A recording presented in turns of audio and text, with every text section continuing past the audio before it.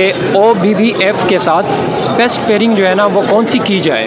Dominant जो birds होते हैं वो कौन कौन से होते हैं? डोमिनेंट का स्प्लिट नहीं होता है। जो कॉमन आटा है ब्लैक ब्रेस्टेड लगा है, जैसे कॉमन साइज़ के अंदर है वो 6 इंच वाली जो मैं टोकरी लगाता हूँ वो चल जाती है। ब्लैक ब्रेस्टेड में जब आपका हाथ अच्छा हो जाए उसके बाद आप ब्लैक फेस के ऊपर सेपरेट केजेस में आ जाए। सेक्स लिंक क्या चीज़ होती है? सेक्स लिंक सिर्फ नरों में कैरी होता है। तो मैं उसी एक पूरी जनरेशन को हर रेट में बेचना चाहता हूँ। तो आप ये एक्सपेक्ट नहीं करोगे ये ब्लैक ब्रेस्टेड मेरा फुल ऑरेंज में तो निकला, इसको मैं 2000 रुपये का बेच। वालेकुम व्यूअर्स, इस वक्त मैं मौजूद हूँ लालूकेत बर्ड मार्केट में और हमारे साथ मौजूद है साद भाई।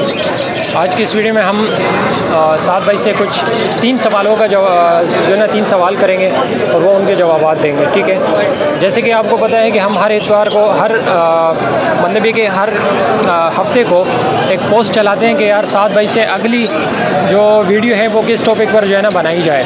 तो उसमें से जो है ना कमेंट्स आते हैं, तो उन कमेंट्स में से जो है ना हम 3 कमेंट्स पिक करते हैं और उसके बाद जो है साद भाई से उस हवाले से पूछते हैं। तो आज की इस वीडियो में साद भाई से हम उन सवालात का जवाब लेंगे।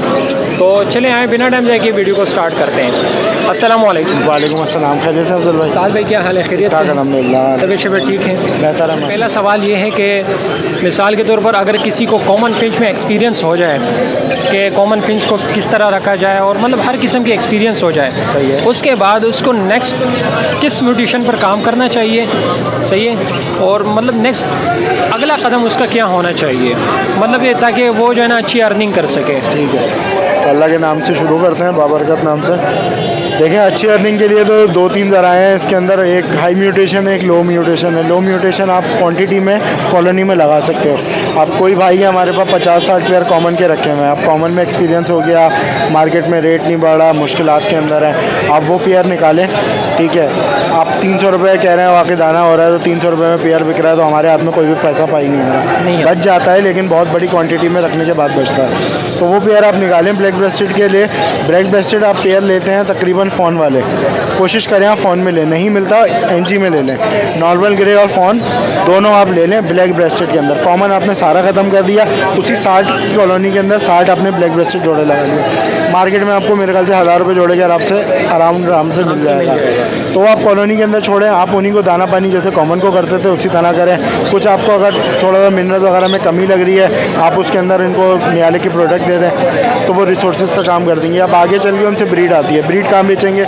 यही ब्रीड जब आप क्वांटिटी में जानवरों के लेके जाएंगे तो वो आपको 700-800 रुपये का रेट इंशाल्लाह ताला देंगे। साइज़ अच्छा होना चाहिए, फैदर क्लियर होने चाहिए, बर्ड क्वालिटी वाला होना चाहिए, आपको प्राइस अच्छा मिलेगा। आप 300 रुपये पर पेयर बेचते हुए कहाँ आ गए 800 रुपये पर पेयर के ऊपर आ गए, आप कमाने लग जाओगे, अच्छा लगने लग जाएगा। फिर अगर आपका 6 महीने का टेन्योर चलता है, 6 महीने के टेन्योर में आपने ये कमा लिया, उसके बाद आपको कॉलोनी लगाना ख़त्म करनी पड़ेगी। क्यों? आपको ब्लैक फेस पे ऑरेंज ब्रेस्टेड पे आना पड़ेगा। ये चीज़ें ऐसी हैं जो कॉलोनी में बहुत मुश्किल से चलती हैं, क्योंकि ब्लैक फेस के अंदर बहुत ज़्यादा यानी म्यूटेट होकर तब्दीलियाँ आई हुई होती हैं, तो एग्रेसिवनेस बढ़ जाती है। परिंदा एक दूसरे को मारता है, एक ही परिंदा, एक ही बर्ड, एक ही जोड़ा 4 हंडियों पर कब्जा करके बैठा होता है। ये बहुत सारी मिसालें हैं जब भी हम केज टू केज लगाते हैं। और सबसे बड़ी बात, आउटकम का हाथ में हिसाब किताब रहता है। अब कॉलोनी लगी हुई है, एक बच्चा अच्छा आ गया, आप 2 जोड़ों में कैसे किन में से आया आप नहीं बता पाओगे, क्योंकि जब ये बट्टा निकलता है तब मोल्ड नहीं करा होता, तब तक इसके कलर का अंदाज़ा नहीं होता। जब ये मिक्स होकर मोल्ड कर जाएगा आप नहीं पकड़ पाओगे, या तो फिर वो रिंग डालें फिर उसके अंदर से करें। तो काम आसान करते हैं, कॉमन हटाएं, ब्लैक ब्रेस्टेड लगाएं। ब्लैक ब्रेस्टेड में जब आपका हाथ अच्छा हो जाए उसके बाद आप ब्लैक फेस के ऊपर सेपरेट केजेस में आ जाएं, फिर OBBF पे आ जाएं, फिर फुल ऑरेंज की वर्किंग पे आ जाएं, इस तरह आगे बढ़े। अच्छा, इस तरह से लोग कहते हैं यार 30-40 हज़ार रुपये लगा के हम लाख रुपए कमाने लग जाएं, तो ये बहुत बेवकूफ़ी वाली बात है। जब आप 30,000-40 हज़ार रुपये लगाओगे तो आप 15,000 10,000 रुपये महीना फिर निकाल पाते हो, इससे ऊपर नहीं। आप लाख-1.5 लाख रुपये के ऊपर आते हो। लाख-1.5 लाख बहुत छोटी रकम है आज के दौर में कारोबार शुरू करने के लिए। कोई भी कारोबार लाख-1.5 लाख पर शुरू नहीं हो पाता। ठीक है, दुकान का किराया वगैरह ये सब कुछ देने में अच्छा खासा पैसा लग जाता है। तो अगर 1.5 लाख पर आप शुरू करते हो ना, आपको 50-60 हज़ार रुपये मंथली दिमाग में होता है कि मैं इतना कमा लूँगा, और ये है कि हाँ ये रकम है कि घर पे ख़र्चा निकालने वाली है, जिससे घर का ख़र्चा, घर के अखराजात, यूटिलिटी बिल्स वगैरह सब निकल जाएंगे आपकी नौकरी वगैरह के साथ ही। तो ये कमाने का एक ज़रिया है। अच्छा साद भाई, इसके साथ साथ दूसरा सवाल हमारा ये था कि फिंच के मटकी का साइज़ जो है ना बेहतरीन साइज़ क्या है? डिपेंड करता है कि आप किस क्वालिटी का बर्ड रख रहे हैं। अब जैसे कॉमन साइज़ के अंदर है वो 6 इंच वाली जो मैं टोकरी लगाता हूँ वो चल जाती है। अब मैं म्यूटेशन आता हूँ, अंडर साइज़ वाले आता हूँ, 8 इंच 10 इंच की टोकरी लगा देता हूँ।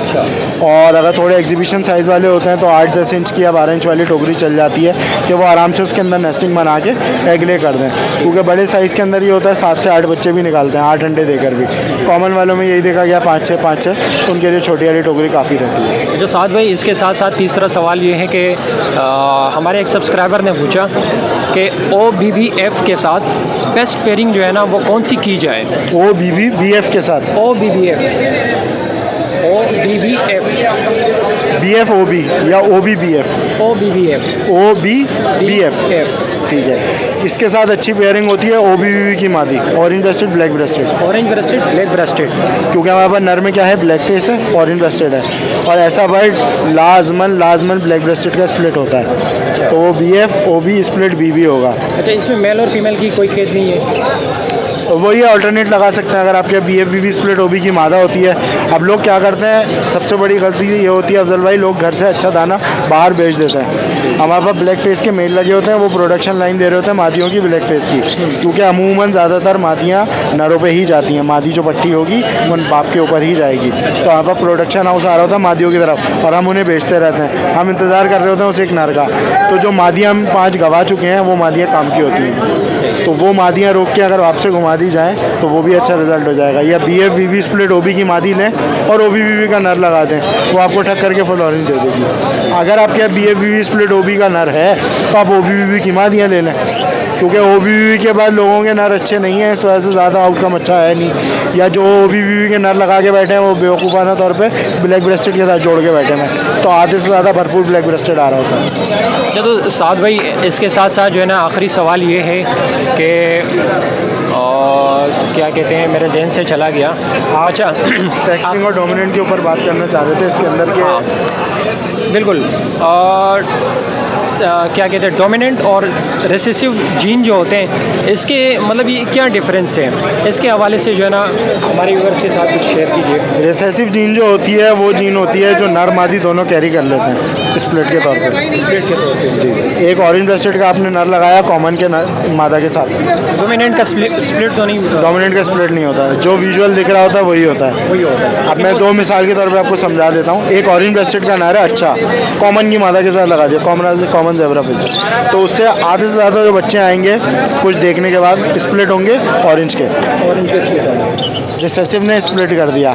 अब यही कॉमन की मादा ब्लैक फेस के साथ आप लगाएंगे, उस ब्लैक फेस ने एक ब्लैक फेस का बच्चा दिया, बाकी सारे कॉमन जैसे होंगे, क्या वो स्प्लिट होंगे? नहीं, वो सारे कॉमन में बिकेंगे। वो जो एक ब्लैक फेस का बच्चा आया वही डोमिनेंट और वही उस नस्ल को चलाएगा आगे, तो वो ब्लैक फेस का बच्चा काम का है, बाकी सब कॉमन है। तो जो ब्लैक फेस है, जो क्रेस्टेड है, जो ग्रे चीक है और जो डोमिनेंट सिल्वर है या पेस्टल कहलाता है, ये डोमिनेंट सीरीज़ है, 4 वर्किंग होती हैं। अच्छा, आपने बताया डोमिनेंट सीरीज़, सही है, तो एक मतलब फिर जो है ना वजाहत से बताएं, वजाहत नहीं कि मुख्तसरन बताएं कि डोमिनेंट जो बर्ड्स होते हैं वो कौन कौन से होते हैं। डोमिनेंट में पहला आता है ब्लैक फेस, काले मुंह वाला, ठीक है। उसके बाद आता है ग्रे चीक, जिसका आंसू हो और चीक ग्रे हो, वो आइजाबेल कलर में ही पाया जाता है। अच्छा, इस आइजाबेल बर्ड के अंदर समझे जैसे ये मादी है ना, आइजाबेल ये वाली मादी है, इसी कलर का बर्ड होगा, चीक ग्रे होगा। चीक ग्रे होगा। अगले इतवार इंशाल्लाह लेकर आ जाऊंगा फीमेल, वो दिखा देंगे ग्रे चीक की,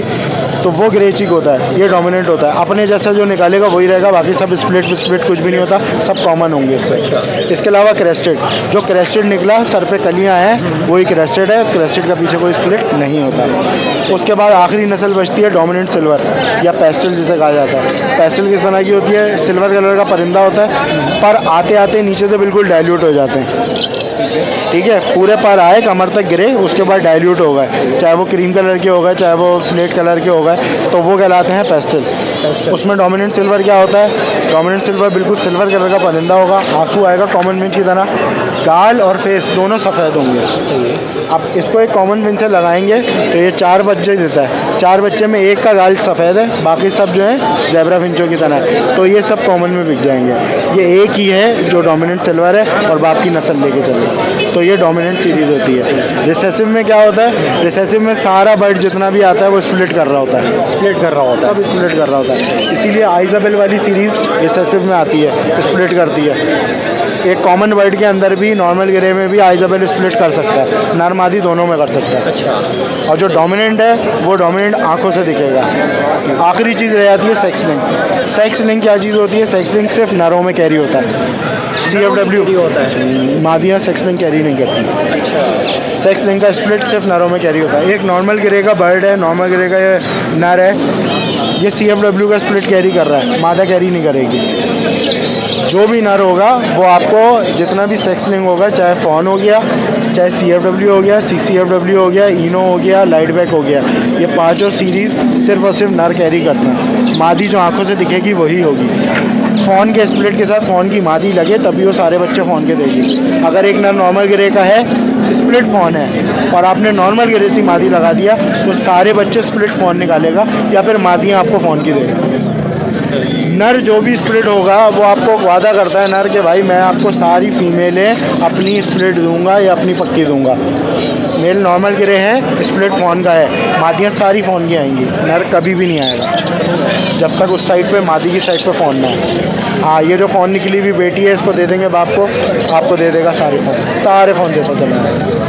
जो साथ भाई आखिरी सवाल जो है ना वो ये है कि मिसाल के तौर पर कुछ लोगों को इल्म नहीं होता है, काफ़ी सारी म्यूटेशंस है ना फिंचेस में, तो किसी के पास जो है ना मतलब कोई बेचने के लिए आता है, परिंदा लेके आते हैं तो उनके पास जो है ना 1 2 3 4 म्यूटेशंस भी होते हैं। मैं भी इस तरह कर चुका हूँ, मेरे साथ भी ऐसा हो चुका है। बिल्कुल ऐसा मैं अच्छा, लोग खुशी से जो है ना वो परिंदा ख़रीद लेते हैं और मैं हैरान होता हूँ कि यार ये कैसे यार हैं 300 रुपये। हाँ, खरीद लिया, अच्छा, ले लिया, वही खुश होकर ले लेते हैं। अच्छा, वो एक स्पेसिफिक बर्ड जो है ना चूज़ करते हैं और उसको जो है ना ख़रीद लेते हैं, सही है। जैसा अभी ये होने वाला था, जो एक लड़के को मैंने अभी समझा दिया, आपके सामने ही समझाया। तो मैं ये चाह रहा हूँ कि आप स्टेप बाय स्टेप जिस तरह जो है ना फ़िशर होता है, फ़िशर के बाद लोटिनो होता है, लोटिनो के बाद जो है वो लोटिनो पर्सनाटा होता है, उसके बाद इस तरह अपग्रेड मतलब स्टेप बाय स्टेप जो है ना बढ़ता जाता है।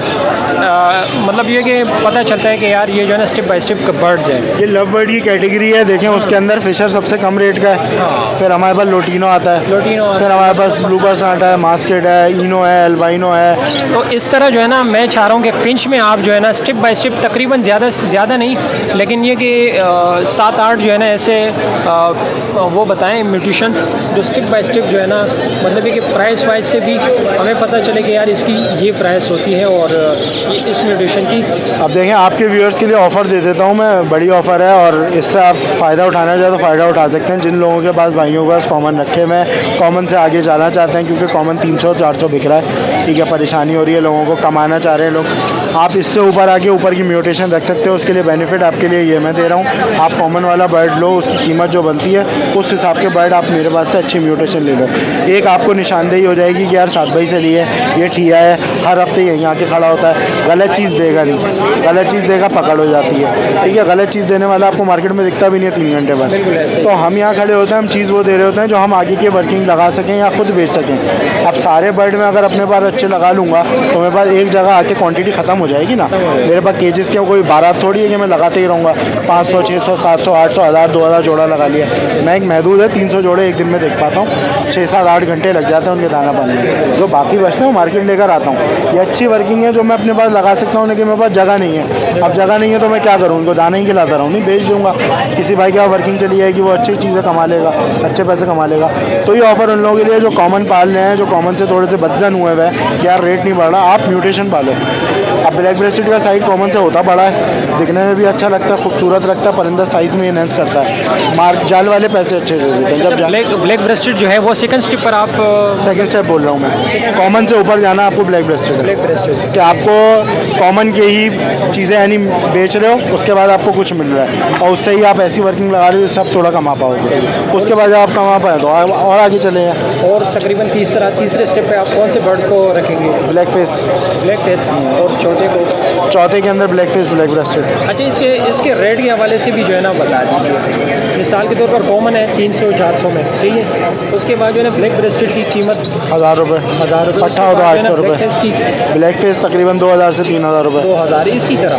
इस तरह जो है ना फिर ब्लैक फेस के बाद कौन सी आप रखेंगे पाँचवें? Black face black breasted black face black rested 4 से 5 हज़ार रुपये का जोड़ा। 5,000 सही है। छोटे साइज़ में 3,000 4,000 रुपये का जोड़ा मिल उसके जाता बाद जो है। है ना 2-3 और बता दीजिए। OBBB orange breasted black rested. Orange breasted black rested. उसके बाद ब्लैक फेस ऑरेंज ब्रेस्टेड। अच्छा, उसकी क्या कीमत है? ऑरेंज फेस ब्लैक ब्रेस्टेड की तकरीबन कीमत होगी, वैसे बहुत मुश्किल में मिलता है मार्केट में, आराम से नहीं मिलता नरों के अंदर, तकरीबन राउंड 8-10 हज़ार रुपये जोड़ा है। ये छोटे साइज़ में बात कर रहा हूँ। अच्छे साइज़ में काफ़ी महंगा बिकता है, 10-10 12-12 हज़ार का दाना बिकता है। और यही चीज़ें, ये मैं सारी जो आपको रेट बता रहा हूँ ना, ये कैटेगराइज बता रहा हूँ नॉर्मल ग्रे कलर में। अगर ये लाइट बैग में CFW में CCFW में इनो में चले जाते हैं तो ये इंटू मल्टीप्लाई हो जाते हैं। अब इंटू 2 हो जाएगा, इंटू 3, इंटू 4, इंटू 5 हो जाएगा।